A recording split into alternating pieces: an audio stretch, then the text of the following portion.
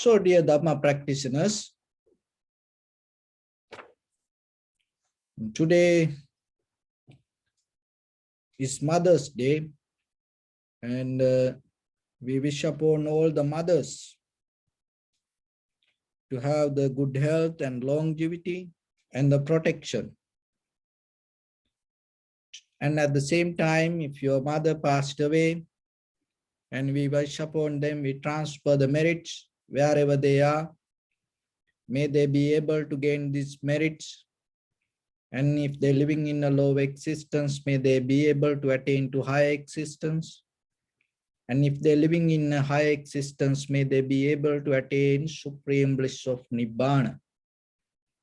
And at the same time, that when it comes to the life, this is one of the greatest gift that we have, our human life.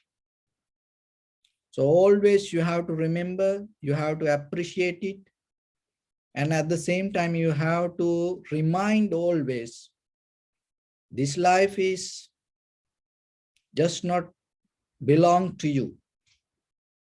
There are a lot of people sacrifice a lot behind your life.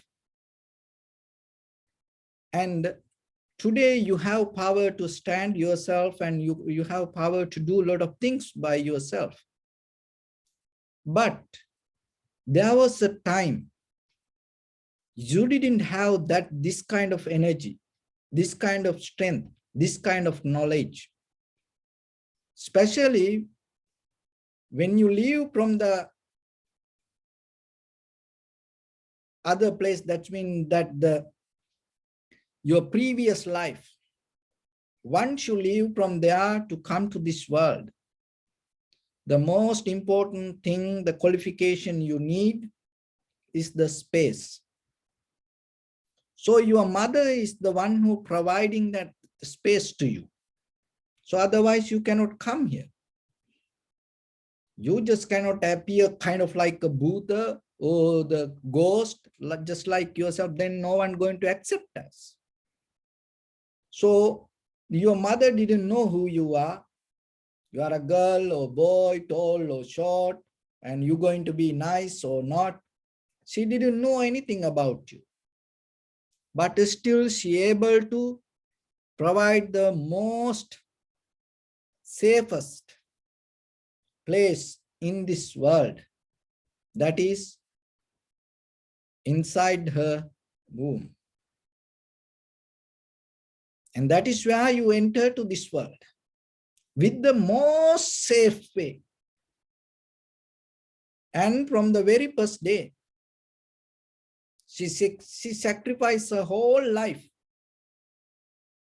to you. And it is a very great risk. There are a lot of mothers, once they become pregnant, so what happening? There is another life inside this body. So then what happening? Her entire nerve system start to react in a different way. And then she become completely a different person. So as you and me in day-to-day life, you can eat whatever you want, you can go anywhere you want. It's just you. But once when someone else going to be inside the body, your behavior completely going to become different naturally. So once you came to your mother's womb and she sacrificed everything to you. And from that day, then somehow you're able to grow inside her, and nourishing through her blood. And then you came to this world. So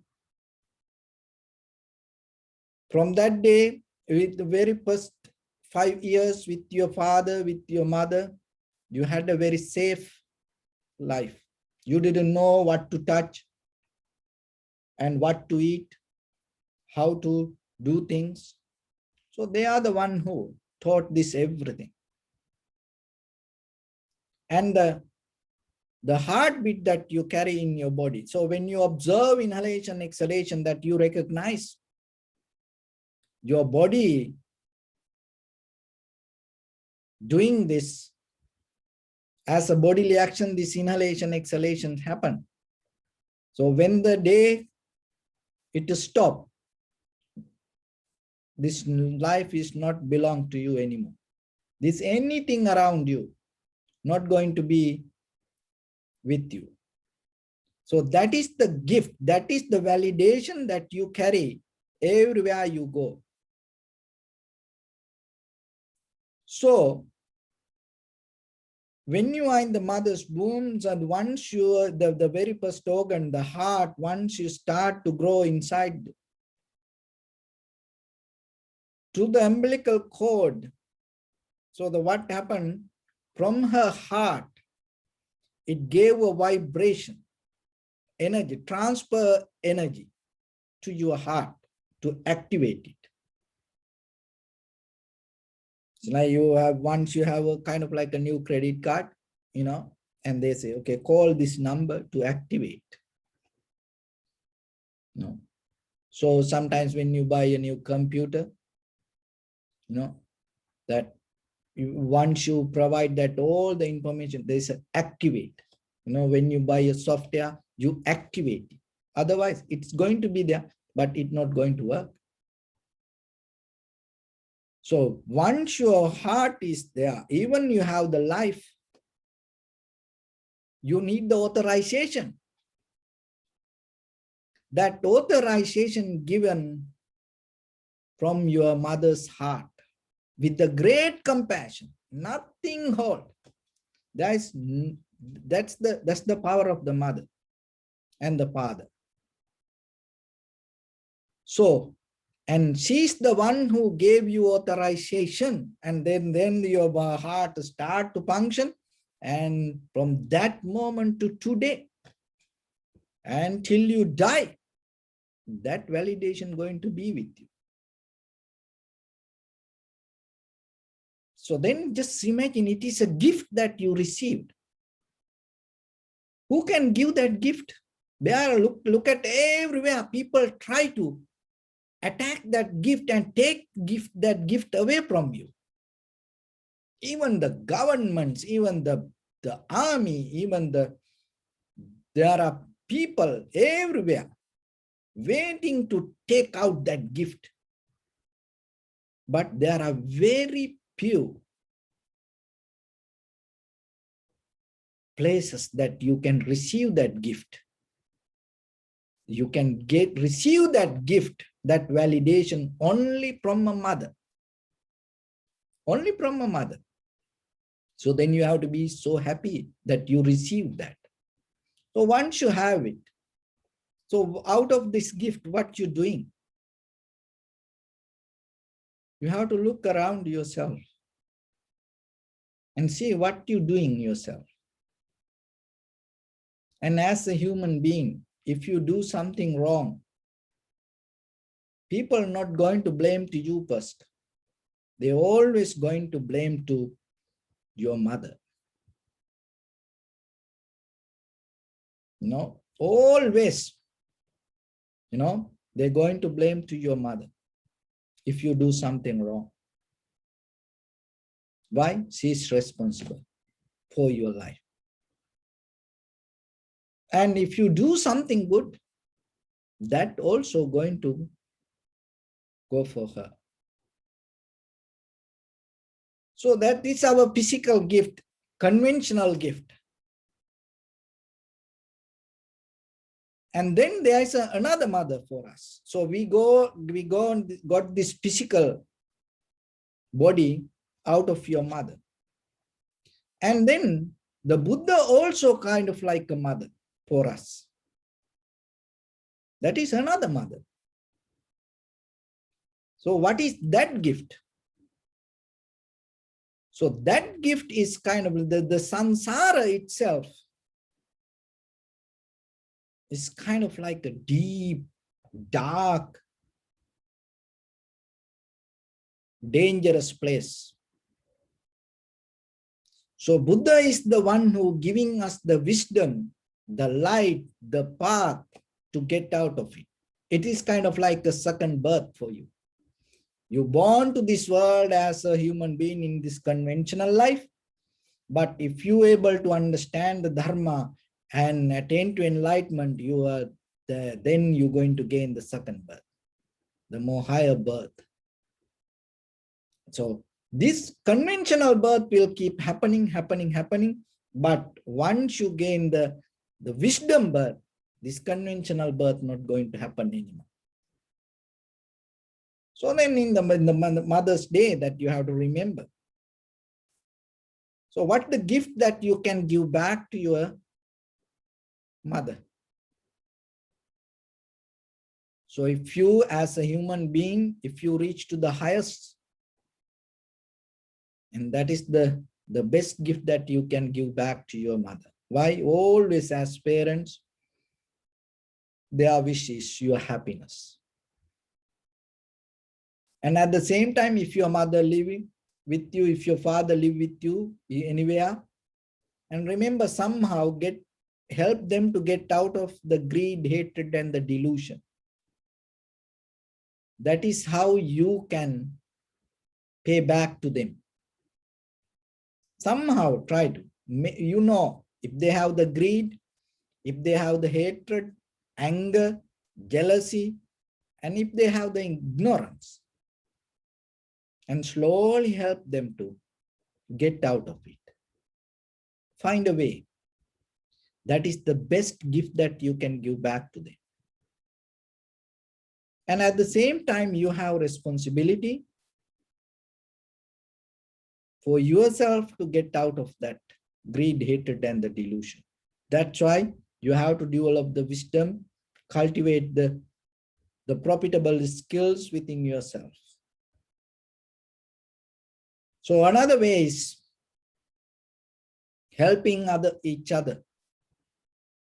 And whenever you have opportunity, help for other living beings, not only human, even planting a tree, even protecting a tree, even anything. When it comes to, nowadays, when it comes to this global warming, global this pollution, so kind of like the people try to clean this outside world. But you no need to worry about the nature. Nature has the power to recycle itself and change whatever this is. Once the human being able to purify themselves, nature going to be okay. But if we are with the greed, hatred, and the delusion, if we hold that dirt, remember, it doesn't matter how hard you work with this outside world, it always going to be dirty. So then we have our physical mother, and when it comes to enlightenment, the Buddha is we mentioned as mother. Another thing is the mother nature. So how are you going to pay back? When you look at this, moment by moment, we inhale, exhale, and we live with this world life with the facilities from this outside world. How you can pay back? So be a profitable person yourself and get out of the greed, hatred, and the delusion yourself. And that is the best way to get control the global warming. No, you cannot do anything with this nature. The only thing, once your mind purify yourself, it's going to become blessings for the nature also. So it's all in this Mother's Day, we have to think about this, all the mothers, just not only our physical mother. And we are children from this universe. And you have the gift. You don't need to worry about anything. And then there is a way that you can harmonize with this all. If you purify little by little yourself. When we go in that purified way, in that path, one of the most difficult hindrance is we think we know everything. We know everything. That is the most difficult part. That's why when it comes to the path of the wisdom, most important thing, Shrutame Jnana, that open mind, keep open mind and listening and accepting the wisdom from the Buddha's teaching. Why? Because we always think, oh, I know. Of course you know, but you know things related to the samsara. You don't know things get out of the samsara. You always know things to develop the samsara. It's a kind of like, the Mara giving you a trick. And the Mara is validating, oh, samsara is validating, this all the suffering difficulty is validating and accepting you as a wise person. And then you go with that. There was a university professor, he was a professor, was kind of like, he thought he knew everything. He used to teach for children, to young people, to elders. And he was kind of like, so comfortable with his wisdom. And he retired, and now in his village, he tried to, advise poor people, because everybody respect him and everybody knew he's a professor. So then all the time there was a young boy, and he tried to, advise for this young boy and teach this young boy. He was just around that neighborhood, but this professor want to, teach. And all the time, whoever visiting this professor, this professor tried to show off his wisdom, knowledge, and how he tried to help, community. So he always called this young boy, and when his friends come, he do a, kind of like a experiment, and he telling, when some friends visiting him, this professor, he tell always, I always try to teach this child. There is a very ignorant child. I cannot teach that child the value of anything, the value of even the money. And I am trying now many times to teach this child how to recognize the value of something. So then there was a friend came that day also, and he told the same story with this his friend. That friend also was a professor. Long time ago, they used to work in the same university. And then he told, I'll show you this child and see how ignorant he is. So what he did, he called the child, that child was close by. Hey, come here. And then what the test? He put a $5 in his hand. He used to do this test all the time when his friends come. He put a $5 in his one hand and $1 in the other hand. And then he showed it to this child and telling to his friend, look at this child. Look at how ignorant this child. And here is the $5, this is $1. So take whatever the most valuable thing. So this child took the $1. Always he take the $1. And then that day also he took the $1 and ran away. And then the professor told, that retired professor told to his friend, look, this child now, many times I try to teach him this $5 is worth, but he never can understand. I don't know how to help for this child. So then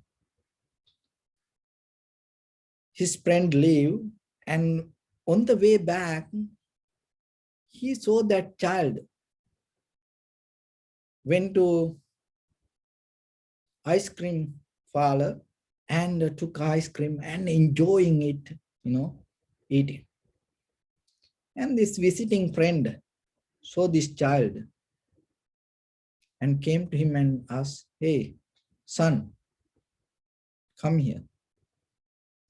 By the way, why you always take the $1? Why you don't take the $5? Tell me the truth." So then this child told, "When the day I take the $5, the game is over."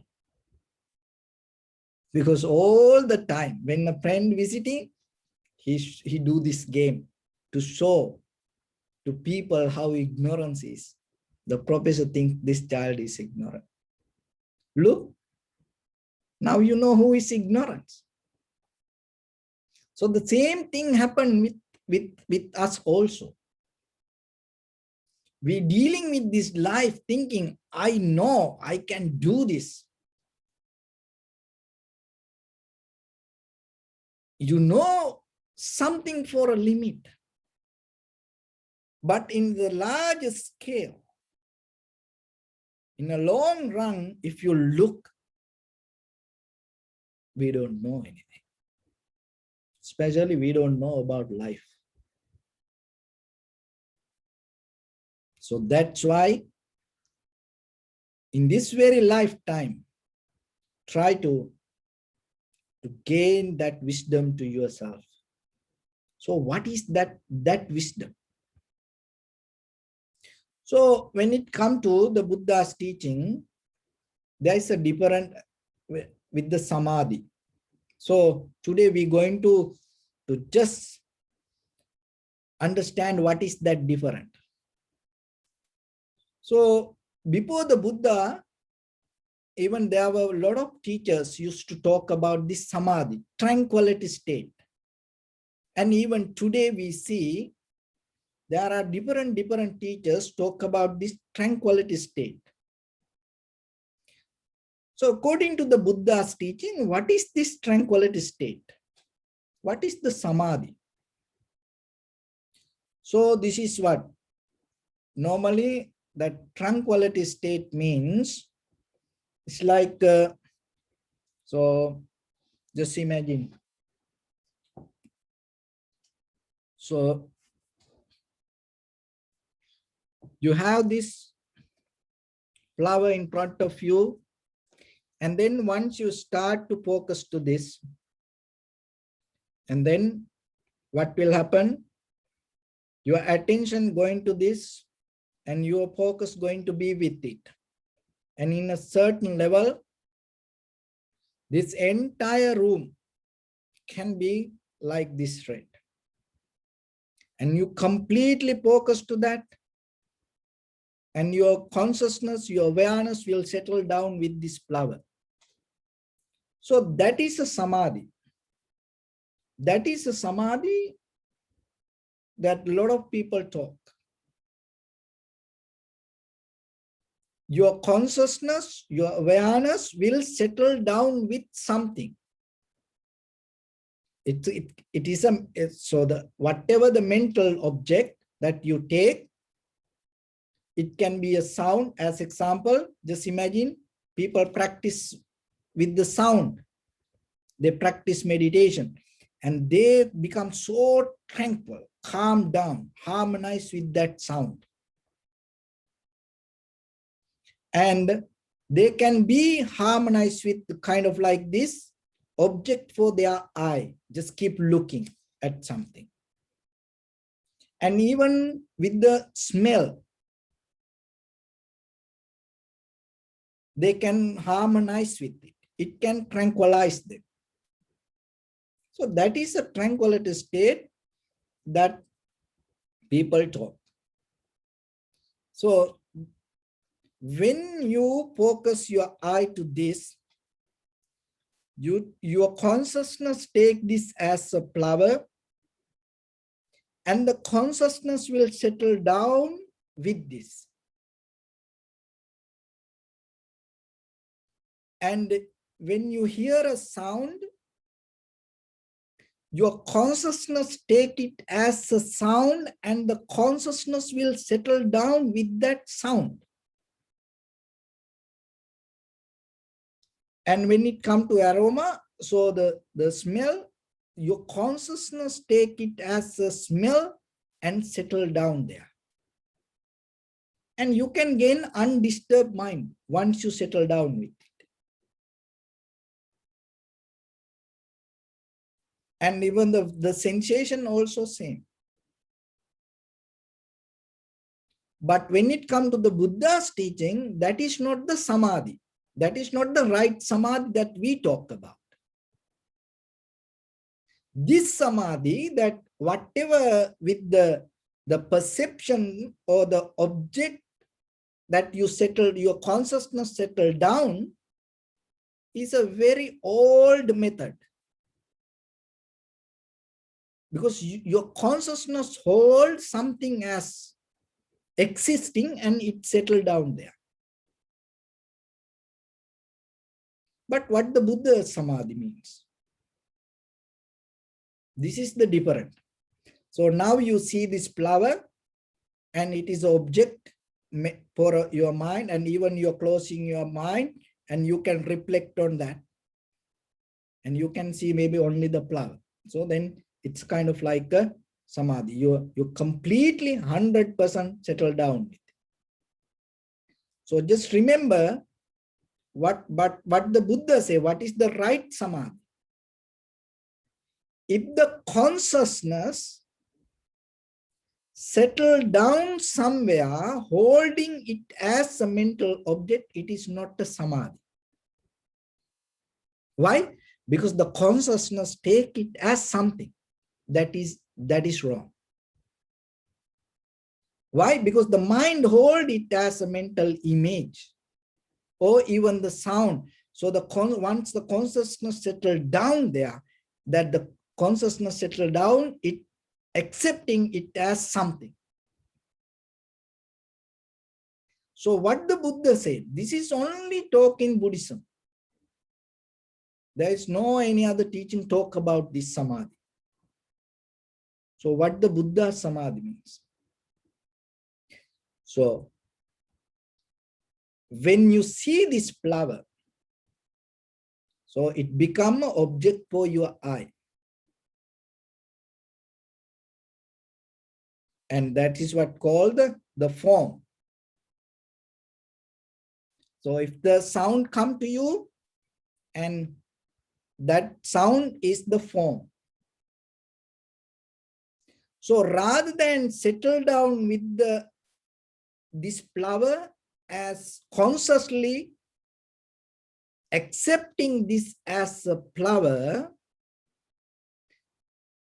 the right samadhi means when you see this, that the seeing happening in you as the form for your eye, perception, the seeing that moment by moment changing is the Buddha's way of samadhi. See that it's totally different. See the change with the form, with the whatever the sound or the smell or whatever the experience come to you, when you observe the change happening moment by moment, moment by moment, that observation is called samadhi. See, then there's no way that your consciousness going to settle down with something. So, but mostly in day-to-day life, what happening to us with our eye, ear, nose, tongue, body, mind, that whatever the form arise, we hold it as something. And not only that, how we hold it as something, because we always going to accept it. There is something exist. And once we start to accept it consciously, what will happen? It's going to be in us as a memory. So whatever you see, whatever you hear, whatever you smell, taste, feel, so this anything. So whatever the perception come to you, it's moment by moment change. So once you able to recognize that change, rather than holding and settling down as a object, once you accept it and see the change and follow the change, that is where your mind not going to attach to it. But otherwise, if you take it as an object, then your consciousness deeply going to have an attachment to that. It can be with the eye object, ear object, nose object, tongue object, body object, even the mind object. Once you have that attachment, there is no way that you can get out of this. So then,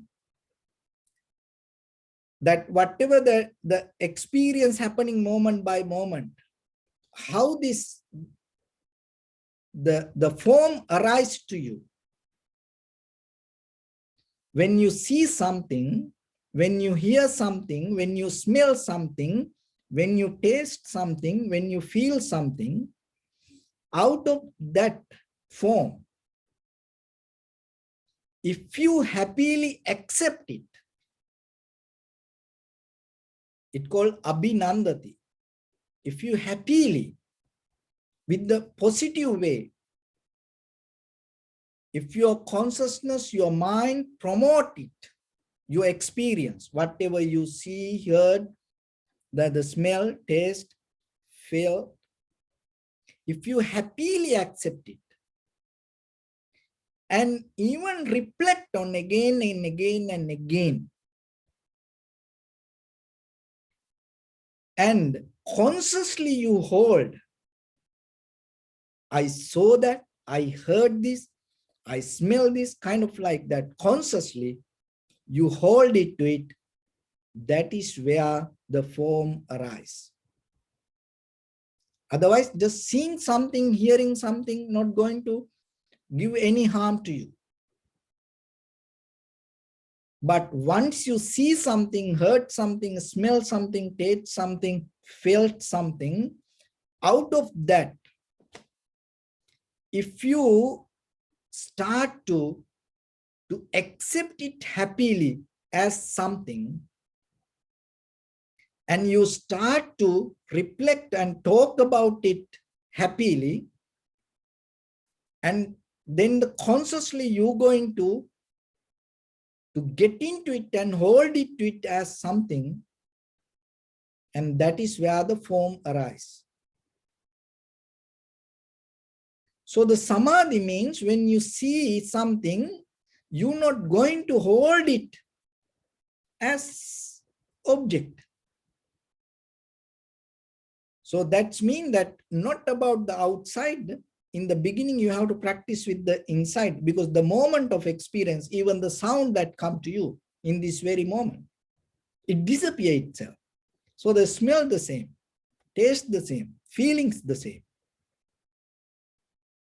So if you able to keep tracking that disappearance, appearance and disappearance, appearance and disappearance, then you understand this is just the experience of vibration. That's why when it comes to the science, it says everything is energy. That the very nature of the energy is moving.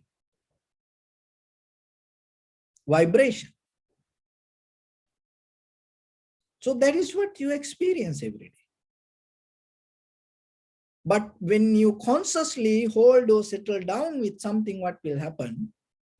Even though that outside world, that whatever around you, vibrating and changing, consciously you develop a solid world. So the samadhi means you slowly understand that change and the vibration happening with your experience, with your form. That means whatever come to your eye, ear, nose, tongue, body, mind, and to your feelings. So the next one, the feelings itself arising and disappearing. If you able to see that, that is what called samadhi. If you able to see how the feelings arise and disappear, if you see the form arise and disappear, if you see how the feelings arise and disappear, if you see the perception arise and disappear, if you see volitions or the thought patterns or the sanskara, mental formations, arise and disappear itself, even if you see the consciousness, the very consciousness in this very moment, whatever come to your mind, even this very moment, it disappears. If you're able to see that, that is what called the right samadhi. Once you have it within you, once you experience it, just by yourself experience it's not going to enough for you. So it called ajjattava kaya kayanupassi viharati. Now internally you experience this change happening to you, but maybe you believe there is a unseen power or creator outside world, and you may believing, oh, there is my husband, there is my wife, there is my child, there is somebody exists outside world. That's why sometimes people say, I don't want anything, but I want to do something for others. How it come? Maybe you understand there is no you, but still you believe there is somebody else. And then sometimes, when it comes to parents, they say, now I don't need anything. I understand this everything impermanent, but I have to keep something for others. So you understand yourself, everything impermanent within yourself, but still you believing there is somebody the outside. So that's why that is not enough. Ajjattava kaya kayanupasvi. So you recognize within your 5 aggregates, form, feeling, perception, volition, and recognition. It always change, arising, disappearance. And then bahiddhava kaya kayanupassi viharati. So whatever happening in you, you have to remember the same thing happening with others also. That is where you deeply release from others. Because when other people behave in a certain way, maybe you get hurt. Why you get hurt like that way? Because you believing and you have a mental object regarding, mental picture regarding other person. That person exists like this. That person should be like this way. So even you don't believe that within yourself you change every day, it is very difficult for you to understand other person also change like you. So that's why when it comes to the right samadhi, that difficulty is not going to be there. Kaya kayanupassi viharati, ajjattava kaya kayanupassi viharati. So within yourself you recognize the change happening. Bahiddhava kaya kayanupassi viharati. You start to recognize other people also change.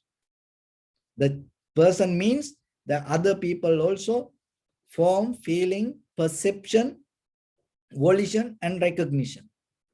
That is what called human being. That also change moment by moment. And then ajjattava, bahiddhava, kaya. You have to interrogate this. You change, other person change, everybody change. Moment by moment, moment by moment. When the day comes for you to interrogate and see this everything as vibration, it's a changing moment by moment without holding to anything. There is nothing to settle down. There is no any mental object to settle down within yourself. Then itself your mind become free from all the formations. So that is the way that little by little, that you can reach to the liberation. So if you mentally hold something as object, remember that going to deeply develop the sanskara. Another moment. But if you slowly start to observe your own form, feeling, sensation, formation, that volition and the recognition, and see how it changes moment by moment rather than settling down with it. So othermost of the samadhi, settling down with the good sound, or to meditate. I want to attain to samadhi with the good meditation. That means he believes, she believing there is something as meditate, that there's music, sound.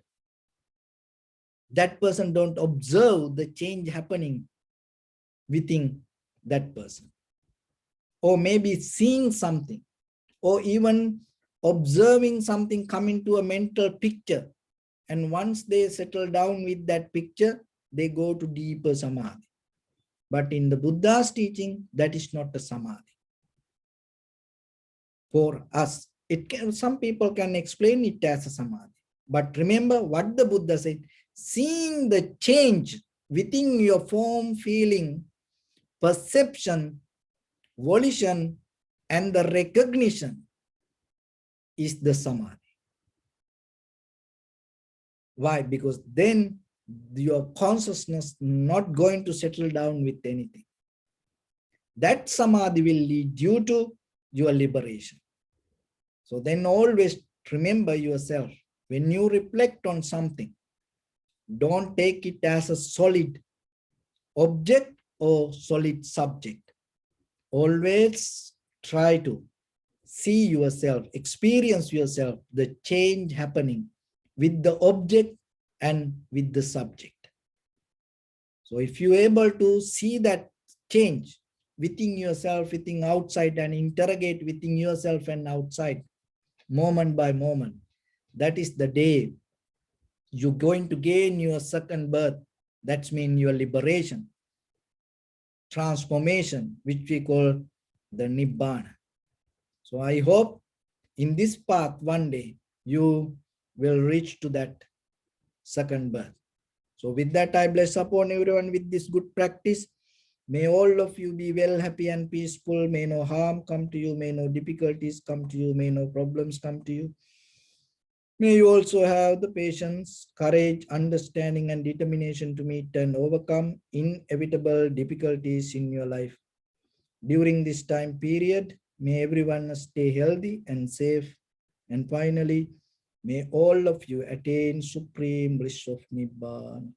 Sabbityo vajjantu sabbarogo vinasatu mate bhavatantarayo Sukhi diga yuko bhava ittavata cha ammehi sampadam punya sampadam sabbe deva anumodantu sabba sampatti siddhya sabbe bhuta anumodantu sabba sampatti siddhya sabbe satta anumodantu sabba sampatti siddhya idammi punya kammang Asavakkaya vahang hotu sabba dukkha pamuncatu.